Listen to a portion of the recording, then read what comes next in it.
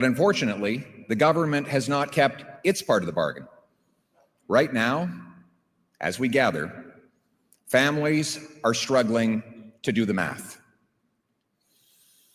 Young people are wondering if they'll ever have a job or a home. Worried parents are sitting at kitchen tables with empty fridges and empty bank accounts, and seniors worry that their savings might not last as long as their days. This Liberal government doesn't just leave people behind, it prices and shuts out youth from homes, workers from jobs, and families from groceries. Simply put, Canadians cannot afford life under the Liberal government.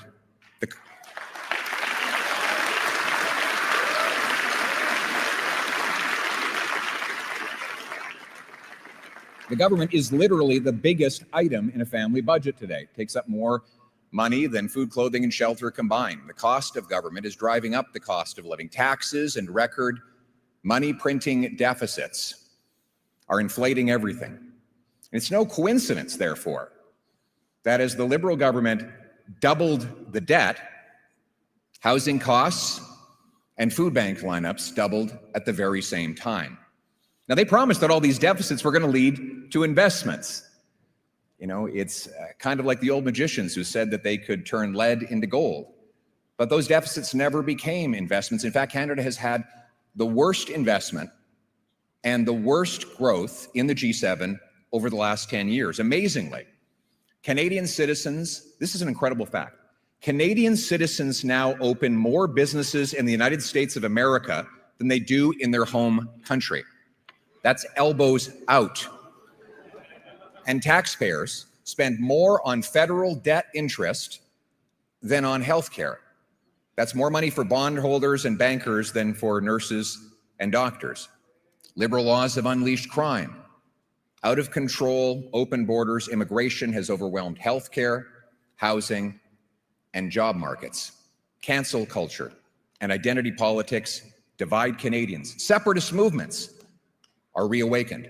After 10 years of Liberal rule, Canada is more costly and crime-ridden, dangerous and dependent and divided than ever before. Now, Mr. Carney, he promised to change all that. But here we are a year later. You know, what's changed? Sure, the words have changed, the style has changed, but what's changed in your life, really? Well, let's go down the list. The illusion, Mr. Carney said he would spend less. He's spending $90 billion more, and he doubled the deficit that he inherited. The illusion, Mr. Carney said, a country that cannot feed itself has few options. Well, food inflation has doubled under his watch, and it's the worst in the G7. Groceries will cost the average family an almost unimaginable $17,600 this year. That's after-tax money. The illusion, build, baby, build. The reality has been block, baby, block. He hasn't got rid of a single anti-development law or bureaucracy. The No New Pipelines law, still here. And by the way, speaking of pipelines, how many of them are approved? Zero. Il y a 10 ans, avant l'arrivée des libéraux, le contrat social, le deal, c'était qu'en travaillant fort, on pouvait gagner une bonne vie, un bon salaire pour s'acheter une belle maison et fonder une famille. Mais aujourd'hui, vivre au Canada coûte plus cher et M. Carney a promis qu'il serait jugé par l'épicerie. Le résultat, le Canada a la pire inflation alimentaire parmi le G7 et la famille moyenne va devoir dépenser presque 18 000 $ pour se nourrir cette année. M. Carney a doublé le déficit qu'il a hérité pendant que vos taxes et vos impôts continuent d'augmenter. Les jeunes ne peuvent plus acheter une maison. Avec les libéraux, le Canada est devenu une nation de locataires, pas une nation de propriétaires. M. Carney a promis du changement, mais bien sûr, il a changé le ton, le style, les mots. Mais depuis qu'il est devenu premier ministre, est-ce que les choses ont vraiment changé dans votre vie? Est-ce que ça coûte moins cher? Je sais que M. Carney aime bien faire des grands discours autour du monde lorsqu'il force les Canadiens à payer plus ici. C'est clair. M. Carney, c'est un grand parleur ailleurs, mais un petit faiseur chez nous.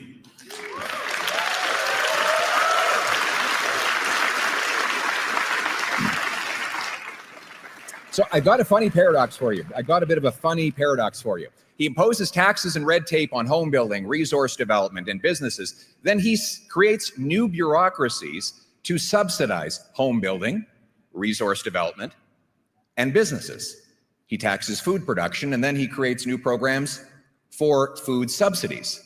In every case, he blocks and taxes a thing, and then subsidizes that same thing.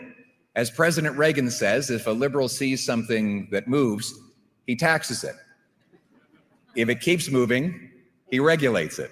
And when it stops moving, he subsidizes it. But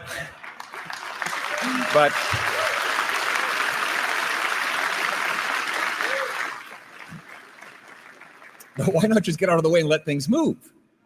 Well, because then there'd be no role for him. No photo op, no power. If everyone could just get up and do great things without him, he would be less relevant. The government would be less important. This way, you have to give him your money and then come ask for some of it back. And he can claim that he's building the thing that he's blocking.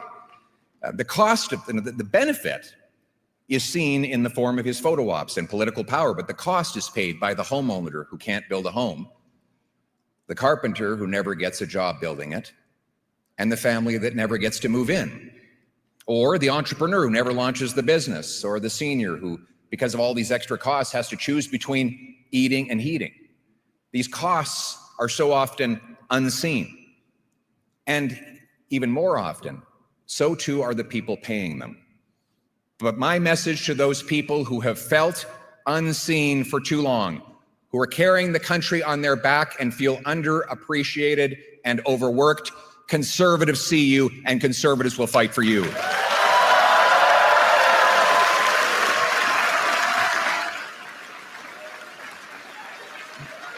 Thank you. Thank you.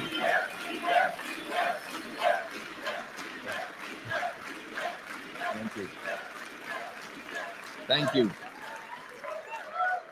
The people need the government off their backs, out of their way, and by their sides. And when I become Prime Minister, these great Canadians will not need to ask my permission to succeed. Business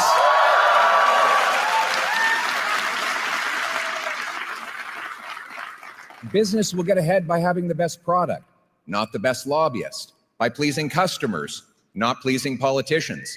I love you too. Thank you.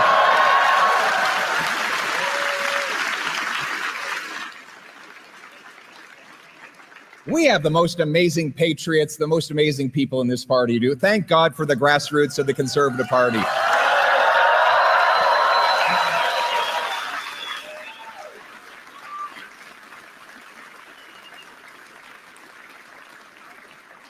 And the great people of our country are, as I go around and I meet the people of this country, and I spend half my time doing that and half my time on Parliament Hill, it's become very clear to me that the common people, not the ordinary people, the extraordinary people, they have all the wisdom and the virtue to make their own decisions and run their own lives. They don't need to be bossed around by government.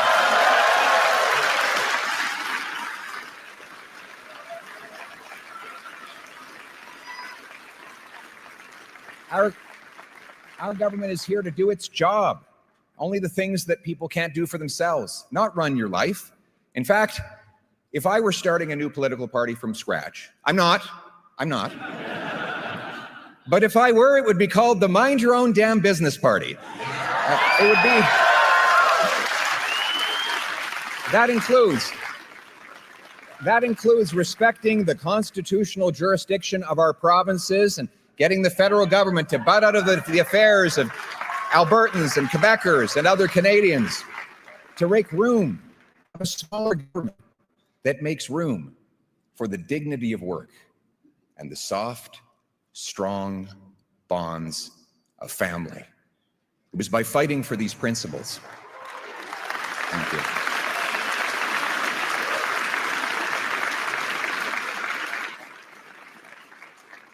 It was by fighting for these principles and giving hope to the common people that we won the most votes in our party's history, 2.5 million more votes and 25 more seats, often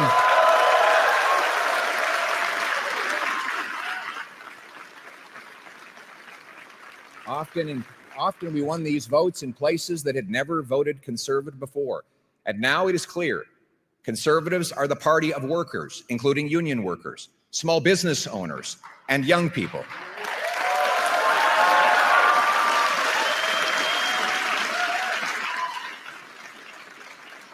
Have you seen the youth delegation at this convention? It is amazing.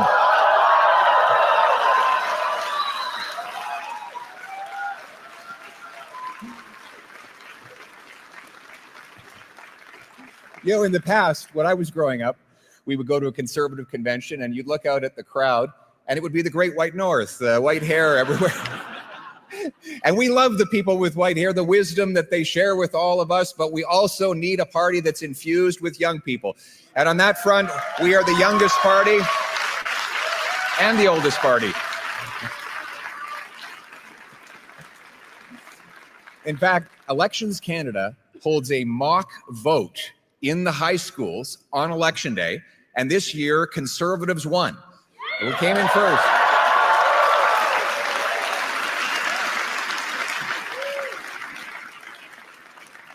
So congratulations, parents. The kids are all right. Now, and you know, every year, 1/3 of those high school kids, roughly, becomes eligible to vote for real. So we got to make sure we get them out to vote by continuing to inspire them every day and in every way. And that means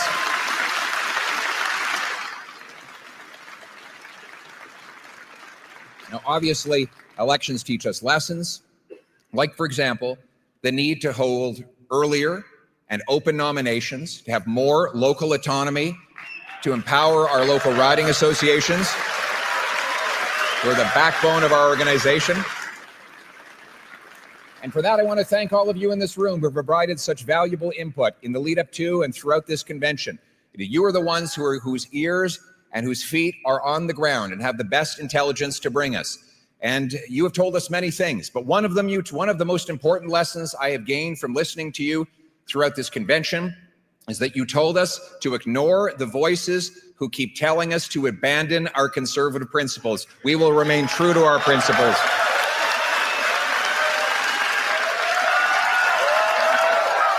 Absolutely. Thank you. Thank you.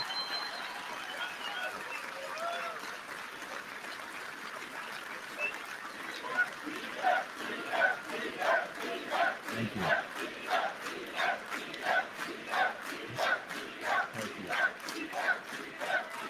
Thank you.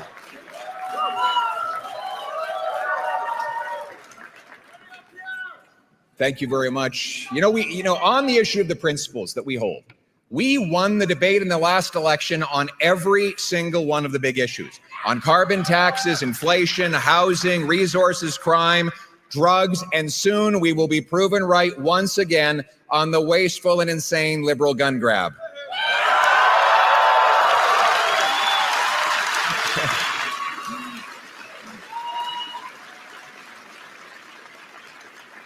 It's funny to watch the liberal rhetoric. First, they said conservatives have no policies.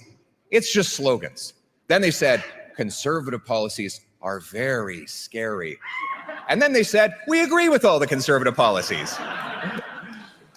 The best part of being conservatives is that eventually everyone admits that we were right all along.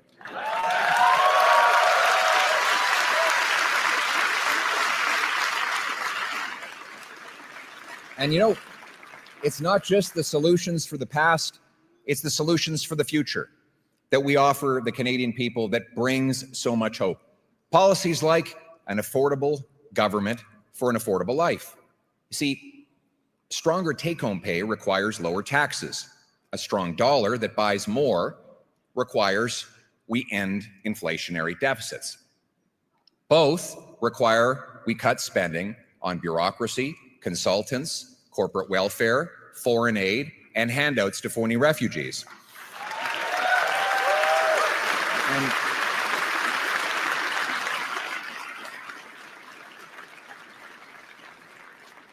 speaking of affordability, everything should be dirt cheap in Canada because we have the most dirt in which to build homes, grow food, and dig resources, right? Think about it. The treasures in our soil, mixed with the hands of our genius engineers and trades workers, can and will supply an abundant, affordable, autonomous future to our country. And now more than ever, we need autonomy and independence. Unfair and unresolved U.S. tariffs and diplomatic distractions and disruptions from down south and from other places show that we cannot rely on others to secure our borders or buy our goods. Conservatives renew our good faith offer to help the Prime Minister and his government get U.S. tariffs removed and open new markets abroad. We will work with the government in any way we can because Conservatives always put our country ahead of our party.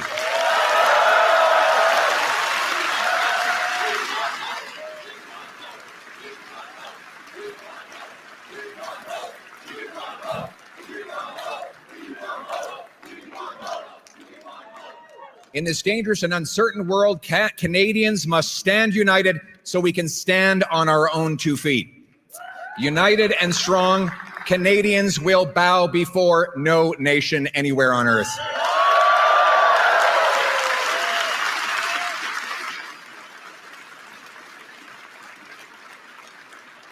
Canada must make new friends, honor our alliances, and do our part. On resources, trade, diplomacy, foreign aid, and everything else, though, it's clear we must prioritize our own national interest above all else. And here's the good news. The good news is that the same conservative policies that will make life affordable will make Canada more self-reliant. We will do it by starting with the Canadian Sovereignty Act. This is a law that will put us back in charge of our lives. It'll bring home the $500 billion of investment that has fled south by ending capital gains tax on reinvestment in Canada.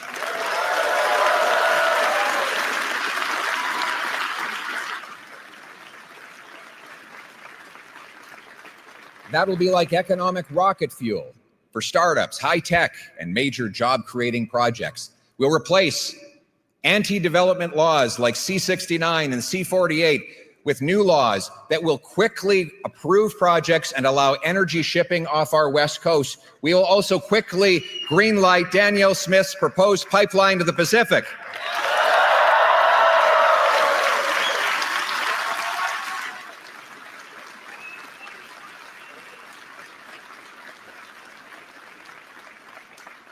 Let me just put this into context. That pipeline would move 1 million barrels a day and $30 billion a year.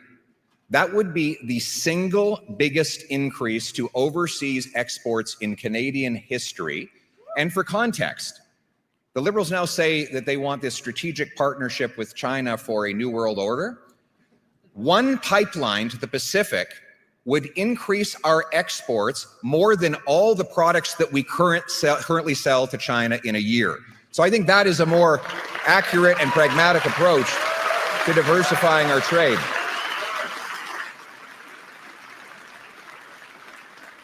We will end the industrial carbon tax so that we can produce more steel, aluminum, and other things that it takes to grow food and build homes. And speaking of that, you want to launch or relaunch the biggest tariff-proof industry in Canada? You know what it is? Home building.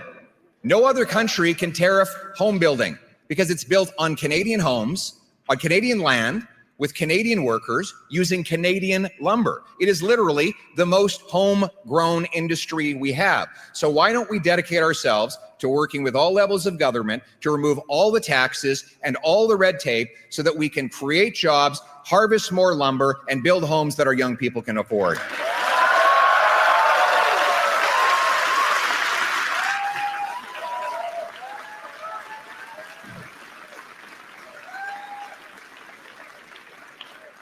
We'll create free trade bonuses for our provinces to open up markets to the rest of Canada. We'll bring incentives and rules to ensure that we keep our Canadian technologies in Canadian hands on Canadian soil. We'll move from the second slowest building permits in the developed world to the fastest building permits anywhere in the developed world. You know, people ask, it seems so complicated. How is it that we get things built? There's actually a very simple checklist that you need to build resource projects. 1, you need the resources. Check. 2, you need the workers. Check. We've got 100,000 unemployed construction workers available to start any day. 3rd, you need the investment. Check. We've got massive pension funds that are literally investing hundreds of billions of our savings in other countries where they can get things built. So the 4th thing is the only thing missing. It's the federal government permits. They are among the slowest in the world. We need to check mark this box so that we can get the federal government out of the way, get the permits so we can get shovels in ground, and that's what we will do.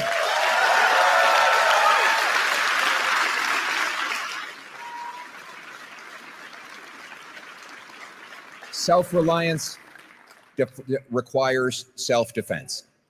We must be a nation that protects our seas, skies, and soil without depending on the US or anyone else to do it for us. And that's what our Conservatives believe.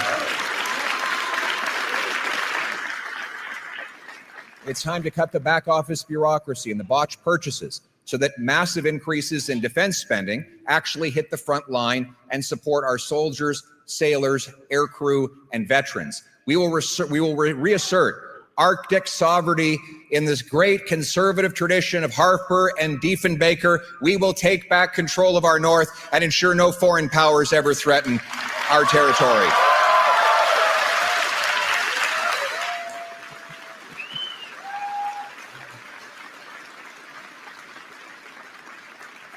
New bases in Iqaluit. You know, we have no bases in the north right now, in the Arctic north today. We haven't had any since the Cold War. We will open new bases in Iqaluit, Churchill, and Nunavik. 4 rather than 2 new icebreakers will break open that ice and open up new passageways for Canadians. We will speed up the purchases of new tactical submarines. I think my little girl wants to be a submarine sailor. She's very excited by that idea. So I think she's tired of hearing Daddy's speech, though, so we lost her. We will speed up purchases of new submarines, tactical helicopters, satellite ground stations, over-the-top radar, and we will quickly add an arsenal of drones that will cover more territory at lower costs and less risk to Canadian life so that we are ready for the future of warfare.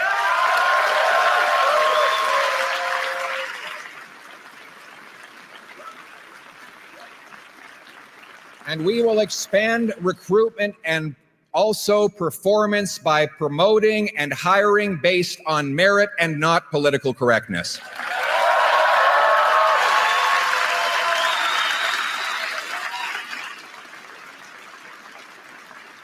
Our forces will be guided by a warrior culture, and our government will be dedicated to its first responsibility, which is to take care of our precious veterans. They fought for us, and we will always fight for them.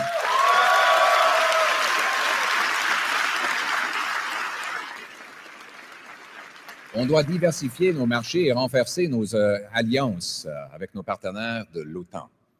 On doit combattre les tarifs américains et faire ce qu'on peut pour avoir une entente sans tarifs avec les États-Unis.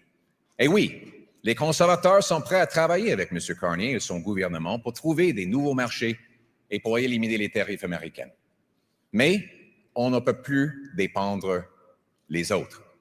C'est pour ça que je propose la loi sur la souveraineté qui va nous permettre d'exploiter nos ressources naturelles, de ramener la production ici au Canada avec des emplois payants et un dollar et un pouvoir d'achat plus fort pour qu'on puisse être vraiment, véritablement et finalement maître chez nous. Thank you.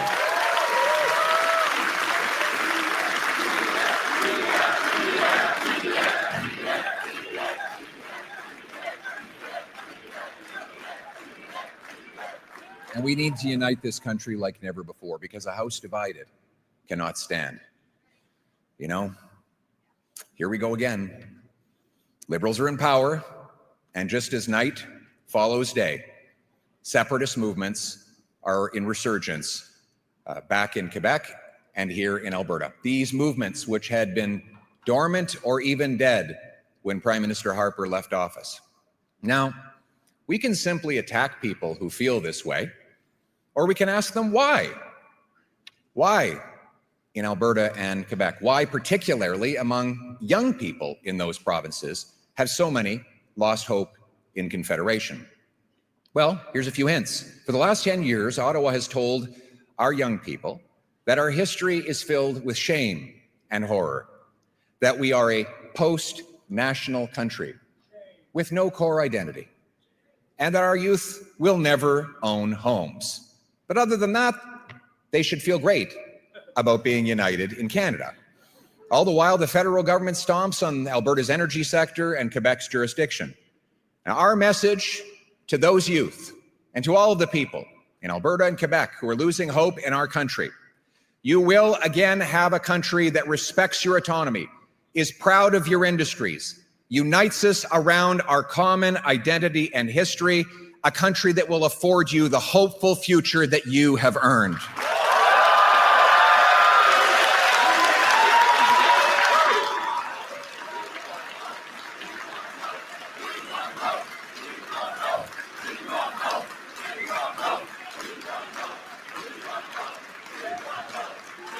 Thank you. Thank you.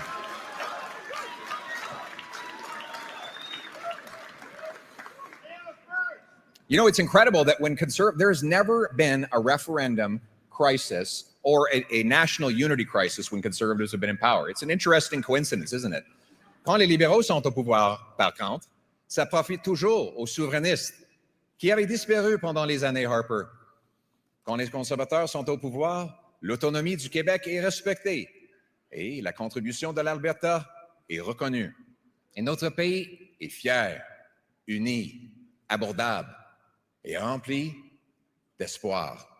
Le problème, c'est que depuis 10 ans, les libéraux ont dit effectivement deux choses aux jeunes Québécois et jeunes Albertains: que le Canada est un État post-national, sans identité, avec une histoire supposément honteuse, et que les jeunes, vous autres, vous n'allez jamais avoir une maison. Donc, on dit à nos jeunes: vous n'avez pas d'identité et pas de maison, mais soyons fiers d'être Canadiens. On peut imaginer pourquoi nos jeunes commencent à perdre l'espoir. Donc, ce soir, j'ai un message pour des jeunes Québécois. Le nationalisme québécois fait partie du patriotisme canadien. Le Canada sera fier de son histoire et de son identité. Vous allez redevenir fiers de notre pays et le Canada va vous permettre de réaliser vos ambitions, vos rêves et votre avenir au sein d'un Canada uni.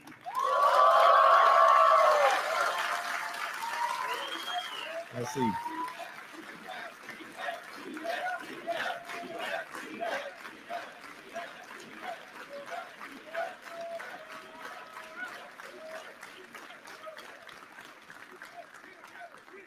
And we will celebrate. We will celebrate rather than tear down our heroes in history. Our museums and heritage programs will tell the unvarnished truth that Conservatives have known all along. This is the greatest country on earth precisely because of the goodness of those people who came here and sacrificed before us.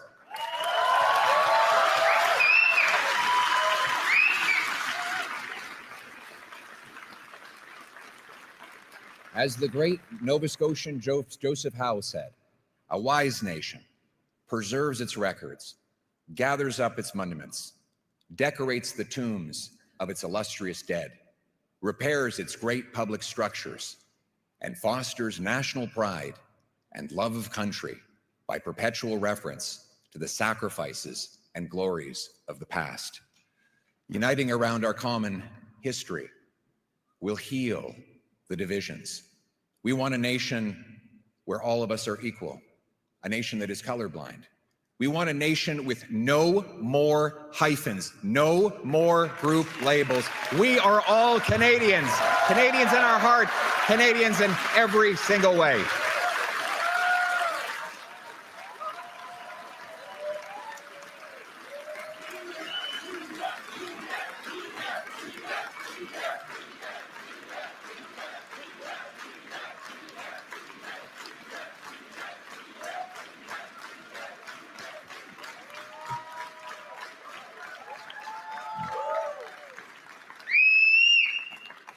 And immigration must serve our national interest as well.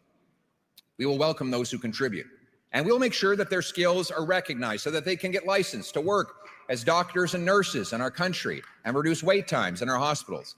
At the same time, we must cap immigration at numbers we can integrate into our jobs, housing, healthcare, and Canadian way of life.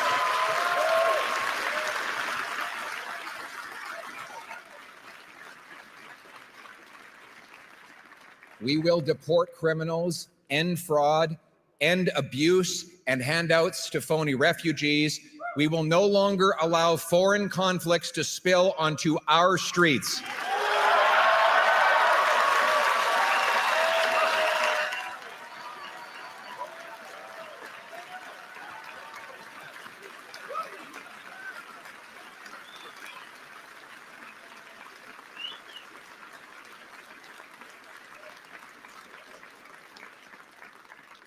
We must unite to end anti-Semitism and the attacks on our places of worship.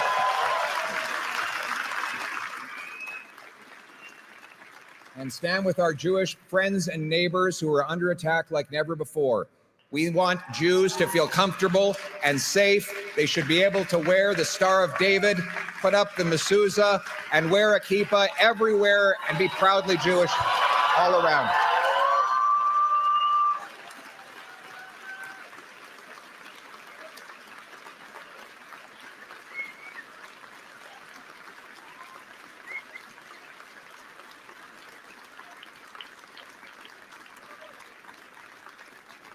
That's the story of Canada, isn't it?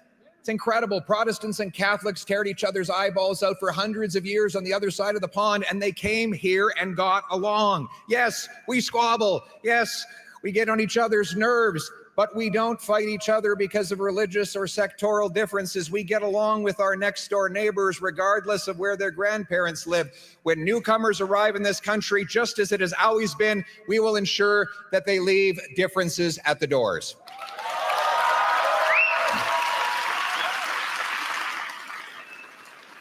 Et on va laisser les problèmes d'ailleurs à la porte. We must restore security at home.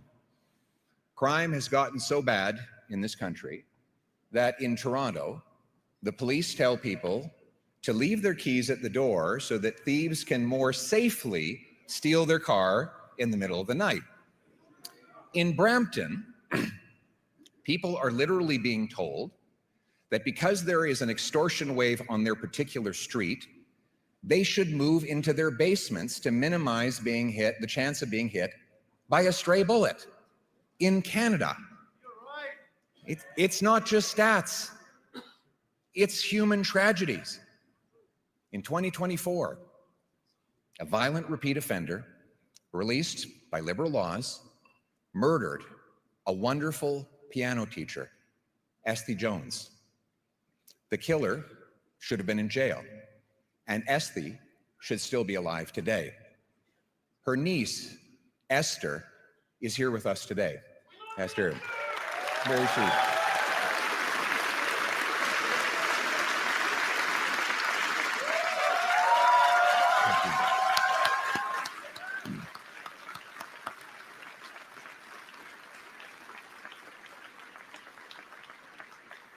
She decided to turn this terrible strategy into action, this terrible tragedy into real change. She joined our party and testified in a parliamentary committee against catch and release liberal laws. And together with her, together with you, Esther, we will work to pass laws requiring that anyone convicted of 3 serious offenses will have a minimum of 10 years in prison with no jail, parole, probation, or house arrest.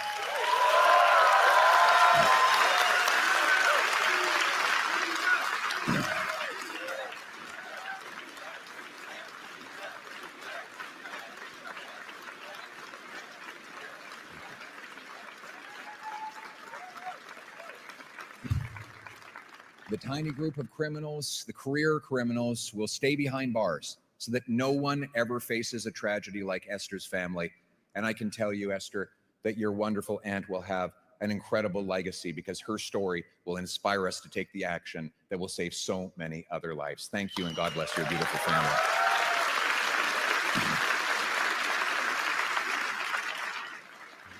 We will also protect the freedoms of law-abiding people with a new castle law that allows you to take whatever action necessary to protect your family against home invaders.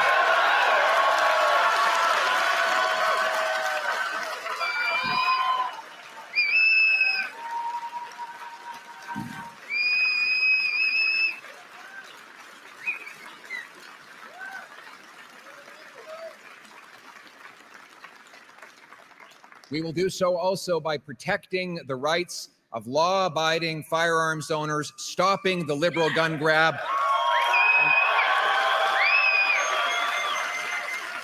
and putting the money into border security. By definition, if you've got a possession or an acquisition license, if you're following the law, if you would even respect this confiscation policy, you're by definition not the risk. You're not a danger, and we shouldn't be wasting police resources harassing you. The Liberals want to protect turkeys from hunters. We want to protect Canadians from criminals.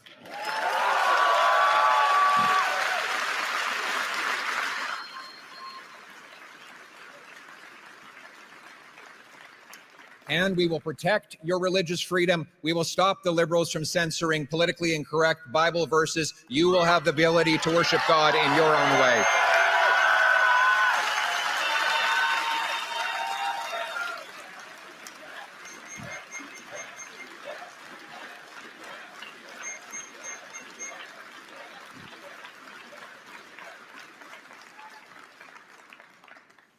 And we'll protect our loved ones from addictions.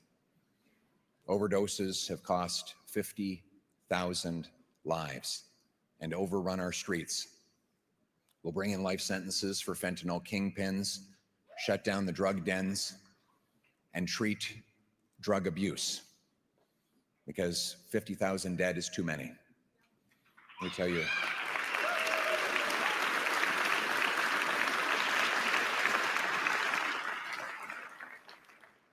After years of intense struggle with drugs, Kirk was determined to take his life. While driving on the Sea to Sky Highway, he took off his seatbelt and he drove full speed into a rock wall. But God was not finished with him yet. Kirk survived. And he later said, at that moment, I decided I was going to change my life. Kirk entered recovery, counseling, group therapy, exercise, and yes, faith. It was hard, but it saved his life.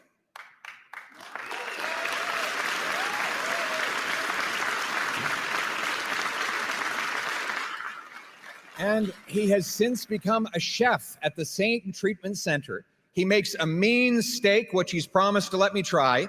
He's also the CEO of Probiotic Sodas and has 6 employees. He will soon be marrying his beautiful fiancée, and both of them are here with us tonight. Give them a big round of applause. Way to go, buddy. Way to go, man. We love you.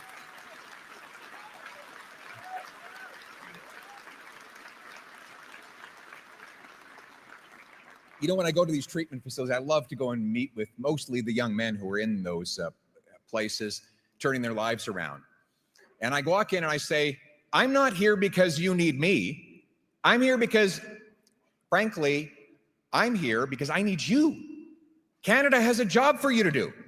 You need to get better and go out and pull the next guy off the street.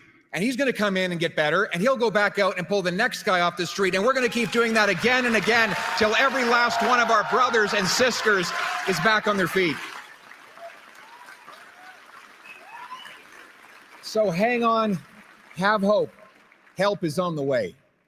Hope. That's really the theme of this convention and this evening. Hope is on the way for our people as well. But hope is not just a comforting blanket. Hope is the knowledge that your work will fulfill your purpose, your why. He who has a why can bear any how, Viktor Frankl wrote in the great book, Man's Search for Meaning. That thing that you call meaning could be for you a home, a career, a family, a business. Seeing your autistic daughter speak for the first time is the thing. It's the thing.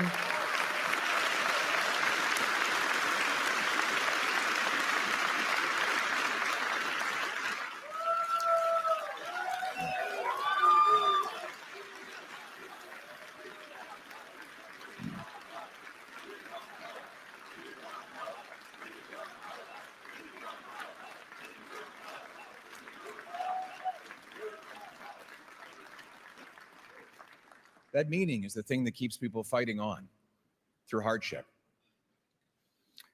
People ask me, why? I keep going. You know, the slings and arrows, they're the easy part. Constantly being away from family, that's the harder part. You know, my little boy, Cruz, he cut out and colored a little paper Spider-Man and gave it for me to take on the road to stop bad guys.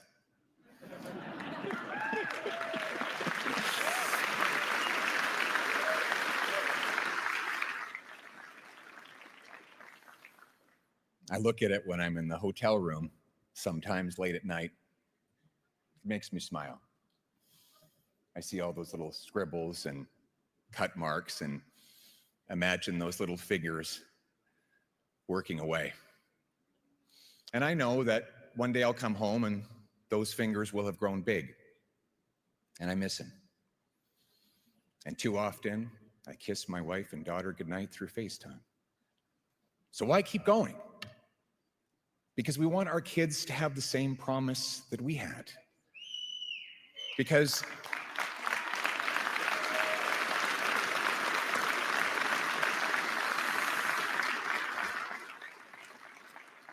we want them to know that when you care about something, you work for it. When you believe in something, you fight for it. And most of all, when you start something, you never give up.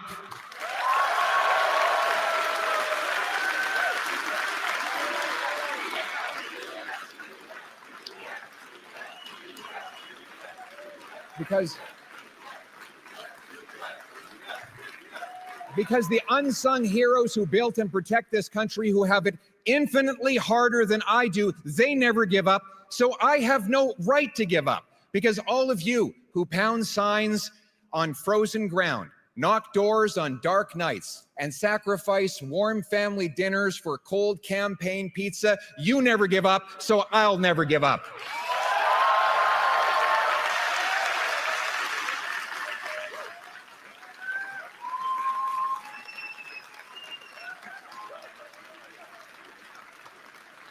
Because the young couple scrimping to start a family, and the single mother fighting each day to feed her kids, they never give up, so that we never give up. Because the Canadian Pacific Railway workers who pounded spikes into frozen ground and forged steel ribbon that united East and West, they never gave up, so we never gave up. Because the Canadian teenagers living in frozen, rat-infested trenches who had it infinitely harder than we do, they fought on, they never gave up, and they won wars so that we will never give up on our country in these times. Comme Canadiens.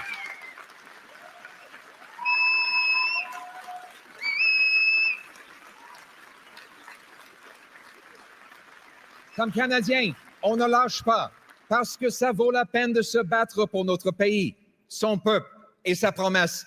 Because we are Canadians, only Canadians, could carve the world's best country out of a big, cold, vast land, because we never give up, we never back down, we never run away, we stand united, tonight, together, always, because this country, its people, and promise are worth fighting for, because while some say this is as good as it gets, we know the best is yet to come. Thank you very much.